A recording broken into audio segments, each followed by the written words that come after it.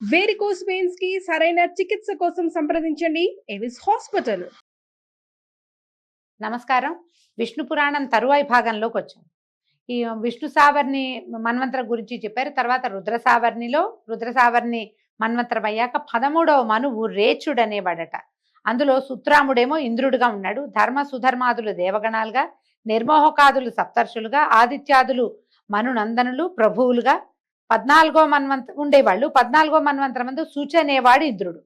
ఈ విధంగా ఈ మనువులంతా ఇంద్రాదులు బ్రహ్మ యొక్క పగటి సమయంలో బాసిల్లుతూ ఉంటారు. 4 యుగాలు చెల్లగా ఇతర వేదాలు ప్రమాద స్థితిలో ఉండగా సప్తర్షులు వచ్చి వేదాంగాలను ప్రతిష్ఠించి సక్రమంగా నడిపిస్తారు. ఇట్లా చతుర్దశ మన్వంతరాలు 14 మన్వంతరాలు, మనువుల సంధికాలాలు 1000 దివ్యయుగాలు. బ్రహ్మకి ఒక పగలైనట్టు లెక్కట. దీంతో ఇదే ప్రమాణంతో రాత్రి కూడా నడుస్తుంది. అప్పుడు పరమేశ్వరుడు బ్రహ్మరూపధరుడై జలధి యందు శేషశయ్యపై నిజమాయా మోహంతో సమస్త భూతాలను తనలోకి గ్రహించి యోగ నిద్రాముద్రితుడై ప్రభాత సమయం కాగానే మేల్కొని రాజస గుణంతో మళ్ళీ సృష్టి చేస్తాడు.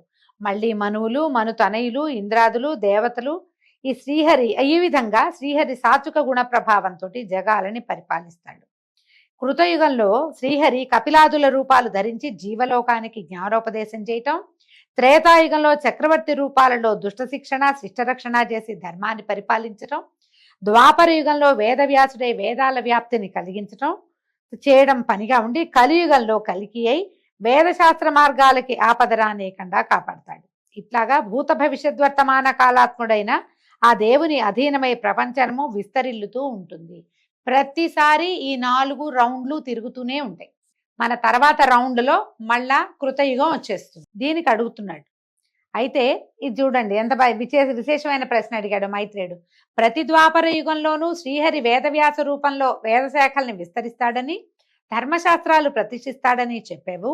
చెల్లిపోయిన యుగాలంటే మన ముందున్న వాట్లలో ఎవరెవరు వేదవ్యాసులుగా ఉన్నారు, వేద విభాగాన్ని ఎలా చేశారు, ఆ శాఖలు ఏమిటి అని అడుగుతున్నాడు.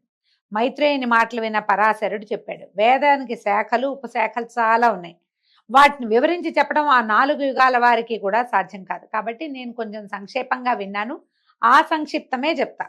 భూజనులకు తేజస్సు, వివేకము, ధైర్యము తక్కువగా ఉంటాయి. అందుకని అవి వారికి సంతృప్తిగా కలిగించడం కోసం పుండరీకాక్షుడు ఏం చేశాడట, ఏకరూపంగా ఉన్న వేదాన్ని 4గా విభజన చేశాడు. రుజ్జగ సామ అథర్వాలని వాటికి పేరు. ఋగ్వేదము, యజుర్వేదము, సామవేదము, అథర్వవేదము, ఇవి 4 వాటి పేర్లు. వీటిని శాస్త్ర పురాణాది సంఖ్యలుగా 18 విద్యలుగా బ్రహ్మ మొదలు నా వరకు నా కొడుకైన కృష్ణద్వైపాయనుడు కూడా వేదవ్యాస రూపాలు ధరించి విస్తరింపజేశాం. ఈ లైన్ అంతా ఈయన ముందున్న వాళ్ళంతా తలా ఒక రూపము ధరించారు. ఒక్కొక్కసారి ఒక్కొక్కళ్ళు చొప్పున మేము చేశాం. ఇది ద్రోణపుత్రుడైన అశ్వత్థామ తర్వాత ద్వాపర యుగంలో వేదవ్యాసుడు అవుతాడట. ఇప్పుడు ఈ ద్రోణపుత్రుడైన అశ్వత్థామ చిరంజీవని ఇప్పటికీ జీవించే ఉన్నాడని మనం చెప్తున్నాం కదా, చెప్పుకుంటాం, మనకు తెలుసు. ఇదంతా ఉంటాడు ఈ యుగాంతం వరకు ఉండి అప్పటిదాకా తపస్సు చేసుకుని ఆయన తర్వాత ద్వాపరయుగం మళ్ళీ రాబోతుంది కదా. అప్పుడు అంటే ఇప్పటి నుంచి మొదలుపెట్టి ఈ ద్వాపరం నుంచి మొదలుపెట్టి తదుపరి ద్వాపరం వచ్చే వరకు ఈయన తపస్సులోనే ఉండి అప్పుడు వేదవ్యాసుడుగా అవుతాడట. ఇలాగా ఆయా మన్వంతరాల్లోనూ ఒక్కొక్కడు వైష్ణవాంశతోటి వేదవ్యాసుడై వేదాలను ఉద్ధరిస్తారు. నా కొడుకు కృష్ణద్వైపాయనుడు వైష్ణవ మహిమతో విరాజుల్లెత్తుండేవాడు. కాకపోతే ఇలాంటి కవిత్వ మహిమ అతనికి ఎట్లా వస్తుంది? మునుపు వాల్మీకి బ్రహ్మవాక్యను అనుసరించి రామాయణం 7 కాండలు 500 సర్గలతోటి 24,000 శ్లోకాలతోటి రచించాడు. ఇది ఎప్పుడు జరిగింది? మన ముందు ఉన్నటువంటి త్రేతాయుగంలో జరిగింది. అలాగే ఏం చేశాడు కృష్ణద్వైపాయనుడు? మహాభారతాన్ని హరివంశంతో సహా 100 పర్వాలు సపాదలక్ష గ్రంథంగా రచించి జగత్ ప్రసిద్ధం చేశాడు. అలాగ వేదవ్యాస వాల్మీకులు ఆది కవులు అయ్యారు. ముందేమో ఆదికవి వాల్మీకి అయితే ఇప్పుడు ఆదికవి వ్యాసుడు అనమాట. కృష్ణద్వైపాయనుడు ఏం చేశాడు? బ్రహ్మ నియోగంతో వేదాన్ని 4 భాగాలుగా చేసి ఋగ్వేదం పైలుడు, యజుర్వేదం వైశంపాయనుడు, సామవేదం జైమిని, అధర్వణ వేదం సుమంతుడు, పురాణ ఇతిహాసాలని రోమహర్షణ నందనుడైనటువంటి సూతుడు పఠించేలాగా నియమించాడు. వాళ్ళు వారి ప్రశిష్యుల చేత వాటిని చదివించక వారి పేరున 1000 శాఖలుగా ఇవి విస్తరించినాయట. పైలుడు ఏం చేశాడు? ఋగ్వేదాన్ని బోధాయనుడు మొదలైన శిష్యులతోటి చదివిస్తే వారి చేత అది సమగ్ర శాఖలుగా అయ్యింది. వైశంపాయనుడు ఋగ్వేదాన్ని 27 శాఖలుగా చేసి శిష్యులతో చదివిస్తే వాళ్ళు వాళ్ళ శిష్యులకి అనువైనట్టుగా పలు శాఖలుగా విస్తరించారు. వైశంపాయన శిష్యుల్లో ముఖ్యంగా చెప్పదగిన వాడు బ్రహ్మరాత ముని కుమారుడైనటువంటి యాజ్ఞవల్క్యుడు. విశిష్టమైన తపశక్తి కలిగినటువంటి బ్రహ్మణ్యుడు. ఆ విధంగా అతను గురుదేవుని దయకి ప్రేమకి పాత్రుడయ్యాడు. ఒకసారి యాజ్ఞవల్క్యుడు ఏం చేశాడట, వేదార్థ విచారణ జరుగుతుంటే అక్కడున్న మునులందరూ వినేటట్టుగా బిగ్గరగా చెప్పాట, 7 రాత్రులలో మా గురువు బ్రహ్మహత్య చేస్తాడు, దానివల్ల అతనికి వచ్చేటువంటి బ్రహ్మహత్యా పాతకాన్ని నేను పోగొడతాను, నాకు అలాంటి మహిమ కలిగిన వాడని నేను అని ఘోషణగా పెద్దగా చెప్పాడట. ఆ మాటలు విని శిష్యుల వల్ల విన్నటువంటి వైశంపాయనుడు కోపం వచ్చినా కూడా నా మీద ఇతనికి ఎంతో భక్తిని శాంతించాట. తర్వాత వేదాధ్యయనం యథాప్రకారం చేయిస్తూ వాని పెడసర్ప మాటలకు ఓరలేక ఒకసారి తన్నాడట. తన్నేసరికల్లా ఇప్పుడు బ్రహ్మజ్ఞానం కలిగిన వాడిని తంతే అది కూడా బ్రహ్మహత్యా పాతకమే అవుతుంది, ఆ పాపం ఎలా పోతుందో చూడండి అని శిష్యులతో అనగా, అప్పుడు యాజ్ఞవల్క్యుడు అది పోగొట్టే శక్తి కలిగిన వాడిని నేనే, మీరు అలాంటి శక్తి కలిగిన వారా అని అనగా వైశంపాయనుడు కోపించి, ఏరా నా ముందు బ్రాహ్మణ నింద చేస్తున్నావా, ఏమిట్రా నీ గర్వం, నిన్ను చూస్తే కోపంగా ఉంది నాకు, నా ముందు ఉండకు, ఇప్పటి వరకు నేను చెప్పిన వేదమంతా ఇక్కడ కక్కి అంటే ఇక్కడ వామిట్ చేసుకుని వెళ్ళమన్నాడు, కక్కిపో అంటే యాజ్ఞవల్కుడు పాదాభివందనం చేసి, మీ యందు నేనెంత భక్తి కలిగిన వాడనో మీకు తెలుసు, నా మాట నా భక్తికి రూపం, అది గర్వం కాదు, క్షమించండి అన్నాడు. అయినా సరే ఆయన ఒప్పుకోలేదట వైశంపాయనుడు. దాంతో యాజ్ఞవల్కుడు ఏం చేశాడట, రక్తపు వాంతి చేసుకున్నాడు. మొత్తం తను చదువుకున్న వేదం అంతా కంఠంలో నుంచి బయటికి తప్పించేసి, నాభి దగ్గర ఉందట వేదం, మొత్తం బయటికి తెచ్చేసాడు.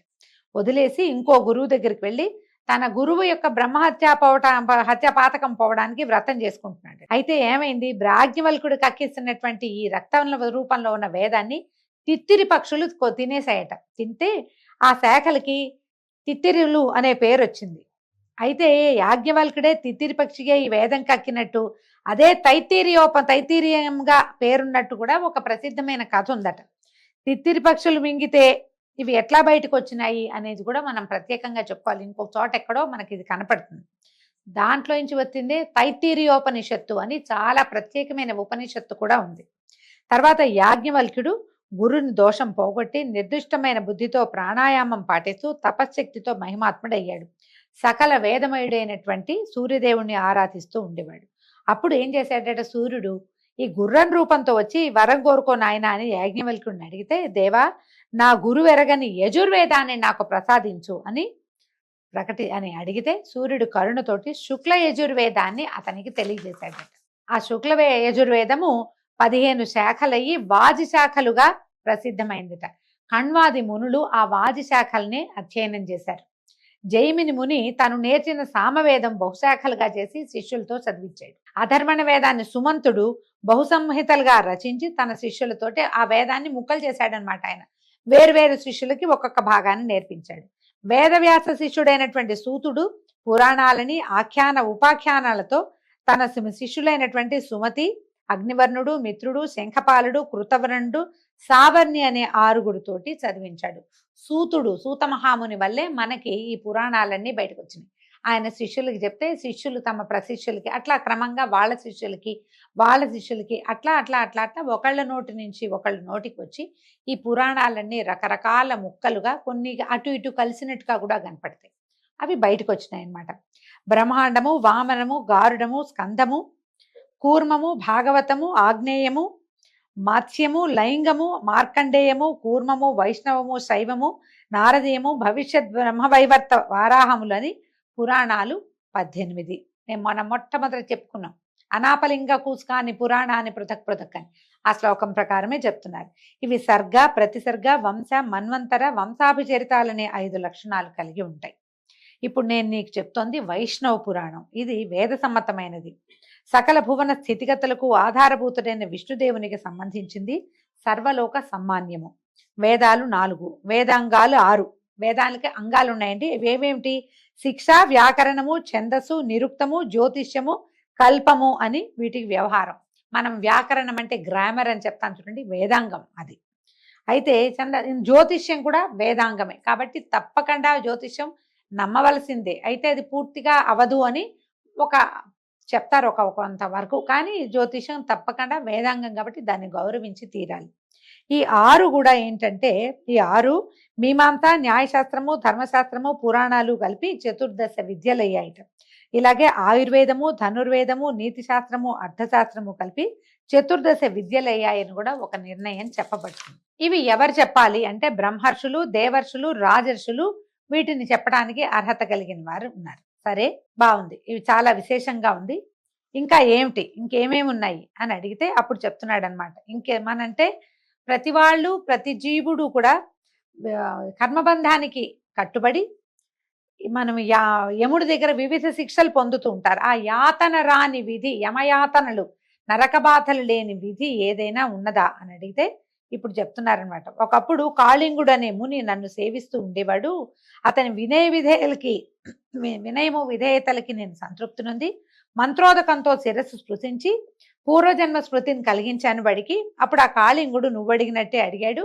అతనికి ఏం చెప్పాను ఇప్పుడు నీకు చెప్తున్నాను అన్నాడు. పూర్వము నకులుడనే ముని నరకయాతనలతోటి సతమతమవుతున్న ప్రాణులన్నీ చూసి విచారించి సత్యలోకానికి వెళ్ళి జీవుల కర్మబంధ విషయం అడిగితే ఇప్పుడు పితామహుడు ఇట్లా చెప్పాడు. ఆ విషయం ఏంటంటే యమకింకర సంవాదం అట.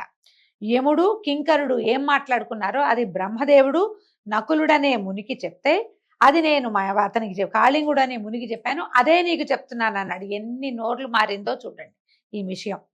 తప్పప్పులని నిర్ణయించి ప్రాణుల ఆయు పరిమాణాన్ని అనుసరించి తీసుకురావడానికి పాశహస్తులైన కింకర్లు బయలుదేరగా వాళ్లలో నాయకుడైనటువంటి కింకరుణ్ణి లోపలికి పిలిచి యముడిట్టా చెప్పాడట. భూమిలో విష్ణు భక్తులైన వాళ్ళ గృహాలకి వెళ్ళకండి. వైష్ణవులు పావన జీవులు, వారికి ఏ పాపము అంటదు కనుక వాళ్ళు సర్వులకి మాన్యులు. పుండరీకాక్షుని రాజస గుణంతో సంభవించిన బ్రహ్మకు నేను అనువర్తిని. ఆయన చెప్పిన ప్రకారం ప్రాణులకి శిక్షలు విధిస్తాను. కానీ వైష్ణవులు మాత్రం నాకు అజేయులు. వాళ్ళ ఇళ్ళకి నువ్వు వెళ్ళొద్దు.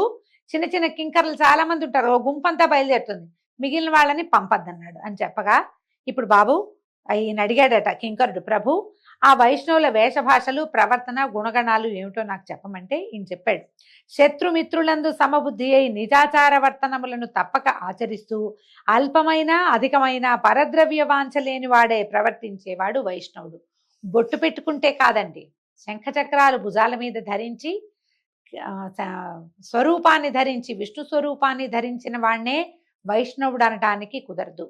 మనకి పురాణం ప్రకారం ఏంటంటే వాళ్ళకి తరతమ భేదం లేకుండా ఉండేవాడు. తను చేయవలసిన ఆచారాన్ని తప్పకుండా చేసేవాడిని వైష్ణవుడు అంటారు. మనం బొట్టు పెట్టుకున్న సదాచార సంపన్నులమైనా కూడా తారతమ్య బుద్ధి కలిగిన వాడిని వైష్ణవుడుగా యమకింకర్లు ప్రవర్తించరు. వాళ్ళు ప్రవర్తించేది ఇలాగా. తనకు కలిగిన దుఃఖానికి దిగజారక ముప్పొద్దులా పుండరీకాక్షుణ్ణి త్రికరణ శుద్ధిగా ఆచరించే భక్తిమంతుడైన వాడు వైష్ణవుడు. స్ఫటికంలాగా నిర్మల తేజోమూర్తి అయినటువంటి విష్ణువెక్కడ, మత్సర దోష దూషితులైన మానవులెక్కడ, మాత్సర్యాది దుర్గుణాలు లేక సర్వమిత్ర బుద్ధితోటి మృదుమధుర వాక్కులై ప్రవర్తించే వారి హృదయాలలోనే ఈ విష్ణువు ఉంటాడు. బలిష్టమైన చెట్టు పెరగడానికి మూలం సరసమైన భూమి. భూమికి బలం ఉంటే చెట్టు బాగా పెరుగుతుంది. పురుషుడు సౌమ్యుడై విలసిల్లటానికి ఆధారం హరి కరుణ. విష్ణువు యొక్క కృప ఉన్నవాడే సౌమ్యుడుగా ఉంటాడు. యమనియమాది యోగాభ్యాసాలు, పరధన పరకాంత పరాంగుఖులు, స్వపరభేద శూన్యులు, హరిపద సేవా నిరతులు అయిన వారి వద్దకు వెళ్ళొద్దు కింకరా, జాగ్రత్తగా ఉండు. శంఖచక్ర గదాభయహస్తుడైన వాసుదేవుణ్ణి ఆత్మయందు తలచేవారంటే మనం బెదిరిపోవాలి. సూర్యుడుంటే చీకటి ఉండదు కదా. హింస, పరుల సొమ్ము అపహరించడం, అసత్య నిష్ఠుర భాషణలు, దుష్కర్మాచరణము కలిగినటువంటి దుర్మతికి దామోదరుడు దూరంగా ఉంటారు. వాడు స్వరూపం ధరిస్తాడు కానీ భగవంతుడు వాడి యందు ఉండడు, ప్రవర్తించడు వాళ్ళ దగ్గర. దుష్టాతి దుష్టుడై అర్థకాంక్షతో ఆత్మీయుల అర్థమును అపహరించే వానిపై శ్రీహరి ఆగ్రహావేశంతో ఉంటాడు, తెలుసుకోమని భీష్ముడనే ఆ కింకర నాయకునకు చెప్పినట్టుగా నకుల మునికి బ్రహ్మదేవుడు చెప్పాడట. అదే నేను కాళింగుడికి చెప్పాను. అది విని ఆనందంతో కాళిందుడు వెళ్ళాడు. మైత్రేయ, నాకు దేవభజన పరులకు యమదండన ఉండదు. ఎవరైతే నిత్యము హరినామస్మరణ చేస్తారో, ఏదో కష్టం వచ్చింది, ఏం చేస్తాం, మన కర్మానుభవం అనుకోవాలి. సుఖం వచ్చింది, నా వల్లే వచ్చింది, నేనే చేశా, నా వల్లే కుదిరింది, నేను నిన్న పూజ చేశాను కాబట్టి ఇవాళ బాగా జరిగింది, ఇలాంటి భావాలు కలిగి ఉండకూడదు. పూజ వల్ల ప్రతిఫలాన్ని ఆశించకూడదు. ఈ రకంగా ఉండేవాడిని నిజంగా వైష్ణవుడు అని చెప్తారు. అని చెప్పగా ఇప్పుడు మైత్రేయుడు అడుగుతున్నాడట, సంసారాన్ని జయించాలనే సంకల్పంతో దేవారాధన తత్పరులైనటువంటి వాళ్ళు ఎలాంటి ఫలితాన్ని పొందుతారు అంటే, ఇప్పుడు ఈయన చెప్తున్నాడు అనమాట. చాలా మంచి ప్రశ్న వేశావు. సగరుడనే ఇక్ష్వాక చక్రవర్తి ఇలాగే అడిగితే ఔరుడనే మునివర్యుడు చెప్పాడు. ఒకనాడట సగర చక్రవర్తి. ఈ సగరుడు ఎవరండి? మనకు తెలుసు, మనం ఇంతకుముందు కథల్లో విన్నాం కదా సగర చక్రవర్తి కథ. ఈయన కుమారులు వెళ్ళి కపిల మహర్షికి కోపం తెప్పించి ఆ పాతాళంలో బూడిద కుప్పలుగా మారిపోయారు. వాళ్ళకి ఉత్తమ గతులు కల్పించడానికి సగరుడి మునిమనవుడైన భగీరథుడు భూమి మీదకి గంగాదేవిని తీసుకొచ్చాడు. ఆ సగర చక్రవర్తి ఔరుని అడిగాడట, మహాత్మా మాధవారాధన మహిమ ఏంటి? మాధవుణ్ణి ఆరాధించే వాళ్ళు ఎలాంటి ఫలితాన్ని పొందుతారు అంటే, అప్రమేయమైనది మాధవారాధన. ఐహిక జీవితాన్ని ఇంపుగా వెళ్ళించి అంతమందు పునరావృత్తి రహితమైన పరమపదాన్ని చేరతారు వీళ్ళు. జీవితం ఎలాగో గడపాల్సింది, గడిపిన తర్వాత అద్భుతమైన పరమపదాన్ని పొందుతారు. వీళ్ళు ఏం చేయాలి? భగవంతుడిని ఆరాధించాలంటే కులాచార ధర్మాల్ని సక్రమంగా పాటించాలి. ఆ వర్ణాశ్రమ ధర్మపరులైనటువంటి తన భక్తుల్నే శ్రీహరి ఆదరిస్తాడు, వాళ్ళ పూజా పునస్కారాలు స్వీకరిస్తాడు. యజ్ఞాదుల చేత జపింపదగిన వాడు శ్రీహరి, జపపరాయణుల చేత జపింపదగిన వాడు శ్రీహరి. శ్రీహరి సకల భూతమయుడు, అన్ని ప్రాణుల్లోనూ భగవంతుడు ఉంటాడు. పరధన కాక్ష పరకాంత వ్యామోహము కలనైనా లేక జీవహింస చేయక ఎదుటివారిని ఏ దశలోనూ దూషించక ద్వేషించక సాధుజనులకు కీడు చేయక తనను ప్రేమించే వారిపై అలుగక గురువుల యందు భక్తి కలిగి బ్రాహ్మణుల్ని సేవిస్తూ తన పర భేదబుద్ధి లేక సర్వసమబుద్ధితోటి ప్రవర్తించే వారి పూజలని మాత్రమే శ్రీహరి స్వీకరిస్తాడు. అదే ముఖ్య విషయం. మళ్ళీ చెప్తున్నాడు, సకల వర్ణాల వారు తమ ధర్మాలను సక్రమంగా ఆచరిస్తూ శ్రీహరిని పూజిస్తే ఆ భగవానుడు సంతుష్టుడై ఆ పూజని స్వీకరిస్తాడు. తద్వ్యతిరిక్తమైతే ఫలితము సున్నా, కేవలం పూజగా మాత్రమే మారిపోతుందట. సగరుడు ఇది విని కైమోడ్చి అప్పుడు వర్ణాశ్రమ ధర్మాలు చెప్పమంటే ఇప్పుడు చెప్తున్నారు. వర్ణాశ్రమ ధర్మాలు ఏమిటి? చేయవలసినవి చేయరానివి తెలిసిన వాడే దానము సత్పాత్రునికి ఇస్తూ దేవతార్చన నిత్యక్రియగా, అంటే చేయవలసిన పనిగా, కామ్యంగా కాదు, మనం చేయాలి కాబట్టి చేయటం అన్నమాట. భూతదయ కలిగిన వాడే అగ్నిహోమాదులు నిర్వర్తిస్తూ వేదాధ్యయనము విడువక కుటుంబ పోషణకై ధనకాంక్షతో యజ్ఞం చేయటము, జీతం పుచ్చుకుంటూ వేదం చెప్పటము అనేవి చేయకుండా స్వవృత్తితో ఆర్జించిన వారి నుంచి విప్రుని వల్లనైనా సరే ధనం స్వీకరిస్తూ సాధ్యమైనంత వరకు అన్ని ప్రాణులకు మంచిని చేయువాడై రత్నాన్ని రాతిని సమమైన దృష్టితో చూస్తూ ఋతుకాలమునందే ధర్మపత్తితో సమాగమం చేసే ధర్మబుద్ధి కలిగిన వాడు బ్రాహ్మణుడు. బ్రాహ్మణం యొక్క వర్ణం యొక్క ధర్మం ఈ పైన చెప్పబడినవేనట. అయితే క్షత్రియులకు కూడా ఒక ప్రత్యేక ధర్మం చెప్పారండి.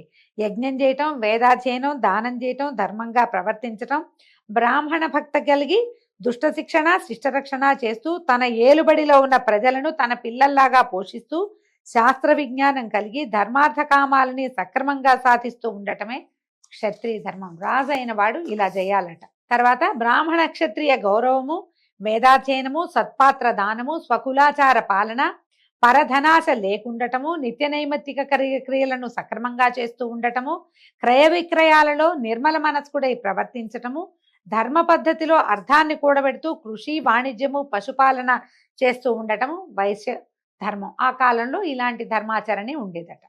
పై 3 జాతుల వారి యందు భక్తితో ప్రవర్తిస్తూ సేవించటము, కులాచారం తప్పక యోగ్యతను అనుసరించి దానం ఇవ్వటము, అందరి యందు మైత్రి కలిగి ఉండటము, ఆత్మనింద పరస్థుతి లేక పరనింద ఆత్మస్థుతి లేక ప్రవర్తిస్తూ ఉండటమే శూద్ర ధర్మం అట. 4 ధర్మాల వాళ్ళు, అంటే 4 వర్ణాల వాళ్ళు ఎలాంటి ధర్మాచరణ చేయాలి అనేది ఇలా చెప్తున్నారు. మైత్రి, సత్యము, దయ, మంచితనము, వంచన చేయక రుచుమార్గాన నడవటము, పాత్ర మెరిగి ఇవ్వటము, సర్వభూత సమబుద్ధి, సత్వరజస్తమో గుణాలకు లొంగకుండా ఉండటము, శాంత గుణము, ఇవి 4 జాతులకు ఉండవలసిన ముఖ్య ధర్మ గుణాలు. ఎంత దురాశ కలిగినా, ఎంత కీడు కలిగినా, ఎలాంటి ఆటంకాలు వచ్చినా తమ కులాచార ధర్మాలు తప్పక ప్రవర్తించాలని బ్రహ్మవాక్కు అని చెప్పి ఇప్పుడు ఆశ్రమ ధర్మాలు చెప్తున్నారు. వర్ణాశ్రమ ధర్మము అంటాం కదా, ఏ ఆశ్రమంలో ఉన్న వాళ్ళు ఏం చేయాలి అనేది మనం రేపటి పారాయణలో తెలుసుకుందామండి. అంతవరకు సెలవు. నమస్కారం.